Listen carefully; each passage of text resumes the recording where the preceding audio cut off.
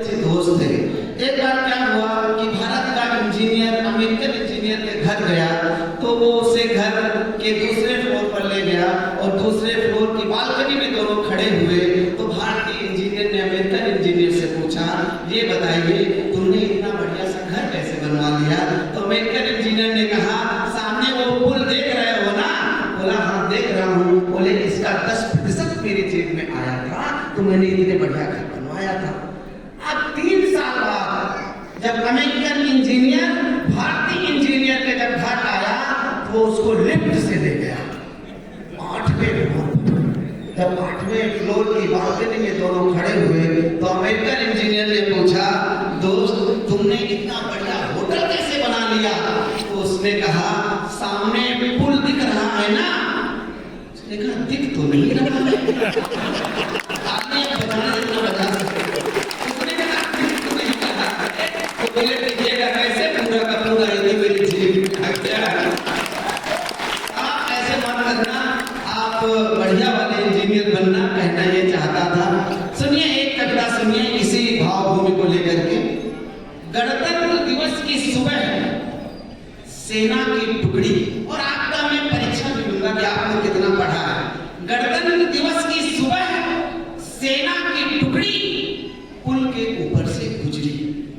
गणतंत्र दिवस की सुबह सेना की टुकड़ी पुल के ऊपर से गुजरी। धारा से संविधान रूठ गया और पुल किसी प्रेमी के दिल की तरह टूट गया। ठेकेदार जेल में, चीफ इंजीनियर की छुट्टी, सरकार ने पिलाई जांच आयोग की घुट्टी। जांच आयोग की त्वरित रिपोर्ट आई, पुल टूटने का कारण तो मार्च पास्ट है भाई। अब आपकी तालियां चाहता हूं। मार्च पास्ट है भाई। पुल की आवृत्ति का कदमों की आवृत्ति से अद्भुत नाता है। दोनों के बराबर होने पर पुल टूट जाता है। इसे विज्ञान की भाषा में रिजोनेंस कहा जाता है। स्थितियां बदली, ठेकेदार बहाल, इंजीनियर खुशहाल, मेजर का कोर्ट मार्शल, सैनिकों को सजा। ये है असल गणतंत्र का मजा। सच तो ये है दोस्तों, लोकतंत्र के खंभे टिकाऊ होते हैं लेकिन उनके ऊपर बने ब्रिज बिकाऊ होते हैं, जिन्हें समाज के इंजीनियर और ठेकेदार लूट जाते हैं। पक्ष विपक्ष की लेफ्ट राइट से डेमोक्रेसी के पुल अक्सर टूट जाते हैं। डेमोक्रेसी के पुल अक्सर टूट जाते हैं।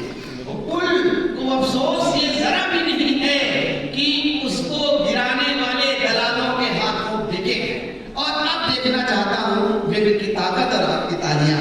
पुल को अफसोस ये जरा भी नहीं है कि उसको गिराने वाले दलालों के हाथों बिके हैं। उसे दुख तो इस बात का है कि उससे भी ज्यादा गिरे लोग अपनी कुर्सी पर मजबूती से टिके, अपनी कुर्सी पर मजबूती से टिके। और बहुत अच्छा आप सुन रहे हैं और मुकुल महान जी बैठे हैं। अच्छा एक बार मेरा नंबर अभी आया है, वो जब 2 श्रोता बैठे थे बता रहे थे। एक बार जब मेरा नंबर आया तो एक ही श्रोता बैठा हुआ था। मैंने उससे कहा कि आप भी जाइए। उसने कहा, उसने जो तर्क दिया, उसने कहा अगर किसी तबेले में 100 भैंसे हैं और 99 भैंसे अगर भाग गई तो क्या एक भैंस को चारा नहीं खिलाओगे? मैंने कहा बिल्कुल खिलाऊंगा।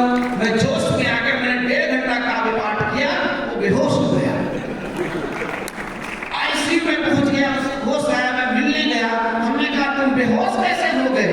उसने कहा कवि महोदय, अगर 99 भैंसों का चारा एक ही भैंस को खिला देंगे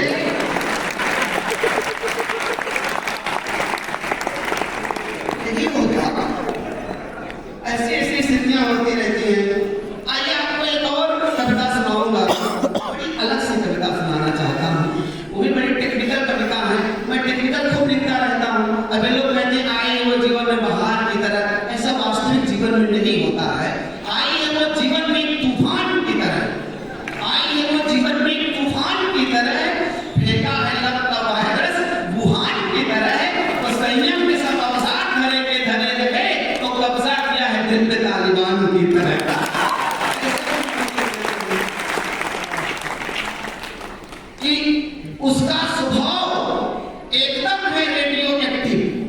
उसका स्वभाव एकदम है रेडियो एक्टिव, दिल उसका है यूरेनियम के माइन की तरह है, और मोहल्ले में घूम घूम पैदा करती है बिजली, हमको पड़ोसन लगती है टरबाइन की तरह।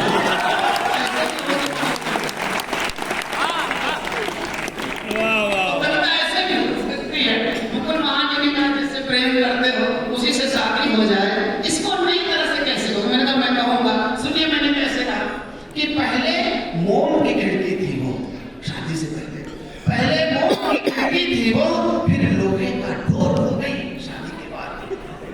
पहले मोम की खिड़की थी वो, फिर लोहे का डोर हो गई, मीठे बोल बोलती थी, फिर डेसिबल का शोर हो गई। और शादी से पहले हमको नाइट्रस ऑक्साइड लगती थी, और शादी हुई तो एकदम से वो H2SO4 हो गई।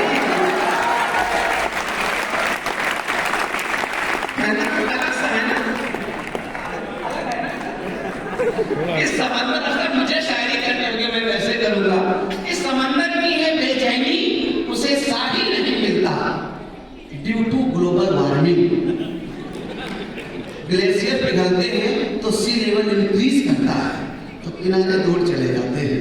समंदर की है बेचैनी, उसे साहिल नहीं मिलता, यहाँ तो आदमी का आदमी से दिल नहीं मिलता, हालांकि आजकल मिलने लगा है। जब मैंने पंक्ति लिखी थी तो कानून नहीं बना था। समंदर की है बेचैनी, उसे साहिल नहीं मिलता, यहाँ तो आदमी का आदमी से दिल नहीं मिलता, जहाँ पर खून हिंदुस्तान का रग रग में बहता है, वहाँ की पत्तियों में आने क्लोरोफिल नहीं मिलता। ऐसे नहीं हो सकती है। मुकुल महान कह रहे थे बंदे प्रसून ऐसा करो शादी कर लो। मैंने कहा क्यों करो? बोले शादी कर लो, पत्नी बढ़िया मिलेगी, जिंदगी बढ़िया हो जाएगी, पत्नी बेटा मिली तो कविता बढ़िया हो जाएगी। मैंने कहा चलो रिस्क लेके देखते हैं। अब मैंने कर लिया। अब पत्नी कह रही मेरे ऊपर कविता लिख के दिखाओ। किसी के ऊपर बड़ा कविता लिखी जा सकती है क्या? बहुत मुश्किल। किसी के ऊपर ये सब कहने की बातें होती है। किसी के ऊपर कविता अगर लिखने लगेंगे ना तो आपके ऊपर धाराएं लग जाएंगी। तो मैंने कहा ऐसी कविता लिखो कि मेरे पाँव जमीन पे ना पड़े। मैं हाथ का कवि मैंने लिख दिया, कुछ लोग कूदो मटको, पाँव जमीन पे नहीं पड़े। कुछ लोग कूदो मटको, फांसी का फंदा लगा लो, 2 घंटे लटको। यकीन मानिए मेरे 2 महीने मेरा हुक्का पानी बंद रहा। फिर मैंने लिखा, साइंटिस्ट क्या लिखेगा, आप सब टेक्निकल लोग मजे लीजिएगा कि कल्पना और प्रयोग की पूरी आजादी, यानी एक शायर टाइप वैज्ञानिक की शादी। मैंने अपनी पत्नी की तारीफ में कसीदे गढ़े थे, जिसे उसने मेरे प्रैक्टिकल डेटा बुक से पढ़े थे। उसमें मैंने लिखा था, ऐ मेरे नोबेल प्राइज की jury, my dear madam Curie, ऐ मेरे नोबेल प्राइज की jury, my dear madam Curie, तुम्हारी आंखों में न्यूटन का गुरुत्वाकर्षण है।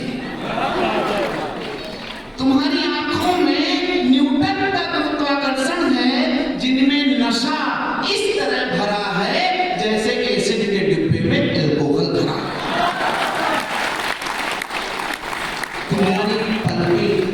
तुम्हारी पलकें जैसे ब्लैक होल के ऊपर ओजोन की परतें, और मुस्कान जैसे मंगल ग्रह पे चंद्रयान। तुम्हारी चाल गति के नियम बताती है, फील करके सुनिएगा, तुम्हारी चाल गति के नियम बताती है, और वाणी में तो इतनी मिठास कि मुझे जवानी में भी डायबिटीज का विश्वास। जरूरत है तो मोहब्बत के करंट की, फिर से एक बार आपका नॉलेज टेस्ट करता हूँ। जरूरत है तो मोहब्बत के करंट की, जुड़ गया है मन से मन का वायर, अजी मैं आइंस्टाइन, तुम मेरी MC स्क्वायर। तुम खुशी हो तो मैं हर्ष हूँ, तुम खुशी हो तो मैं हर्ष हूँ, अरे तुम वर्णियर हो तो मैं पीली परसों। मेरी डायरी पढ़कर पत्नी हो गई फिर, वो थी इतिहास की स्टूडेंट, उसने व्यंग्य की धार मेरे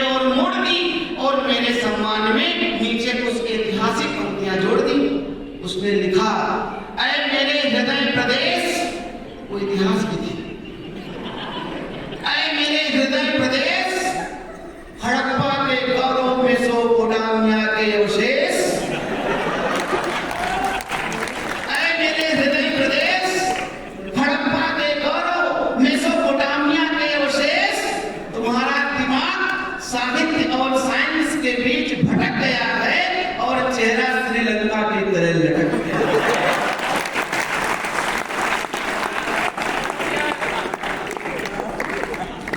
उस पर एक अजीब सी दाढ़ी, उस पर एक अजीब सी दाढ़ी, जैसे बाराबंकी में बंगाल की खाड़ी। कि तुम्हारे दिल और दिमाग का तो अजब है सीन, एक इजराइल है, दूजा फलस्तीन और मैं गाजा पट्टी। उसे जो दिखना था लिख गई, अगले दिन डायरी मुझे दिख गई, मैं उसकी उपमाओं में खो गया और मंच संचालन करने वाला ये कवि रिमोट से संचालित मनमोहन हो गया। मुझे ऐसा लगता है मेरी पत्नी साहित्य की उतनी जमीन पर चलने वाला आलोचना का रोलर है, यूं समझिए मेरी कविता की क्वालिटी कंट्रोलर है।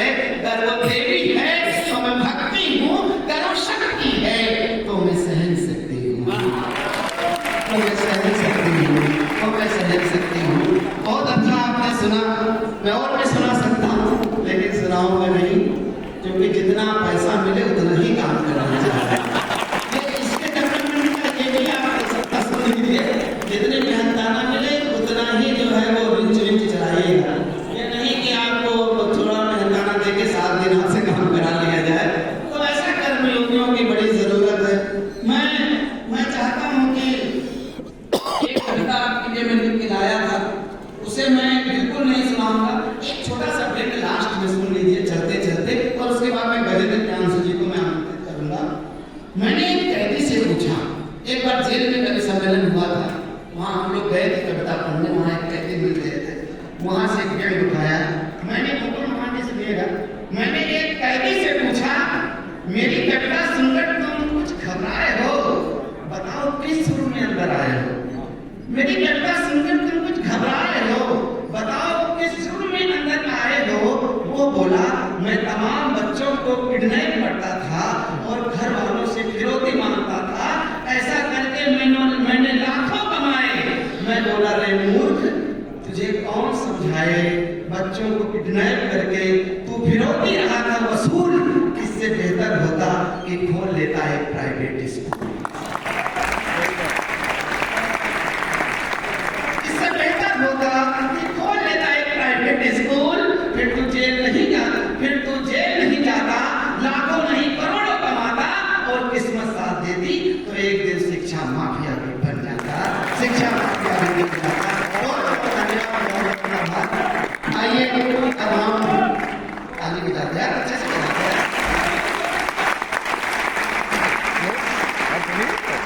और बाद में सुना दूंगा यार। ठीक से कर दो, वंस मोर तो सुना दो। जब वंस मोर होता है तो कभी पुरानी रचना सुनाता है ना, अक्सर पुरानी वाली कहता है वही उठा के सुना दो, बड़ी डिमांड है, तो कोई पुरानी सुना दो क्या? अच्छा, वो मैं प्यार की असली कहानी सुना देता हूँ।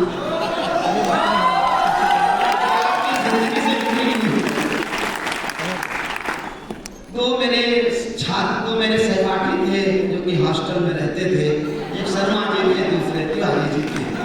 सुन लीजिए आपकी बिल्कुल प्यार की सच्ची कहानी।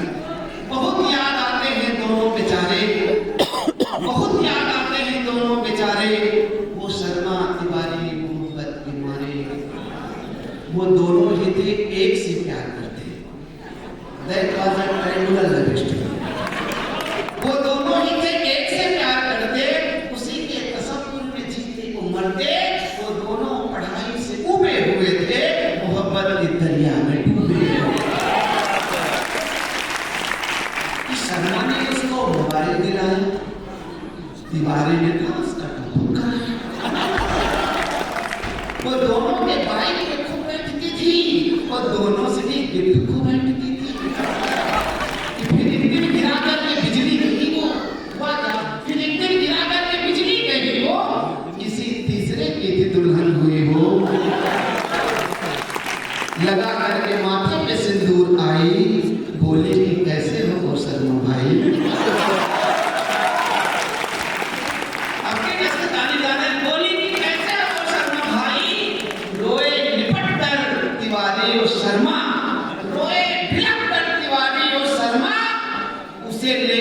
कोई आशीष वर्मा।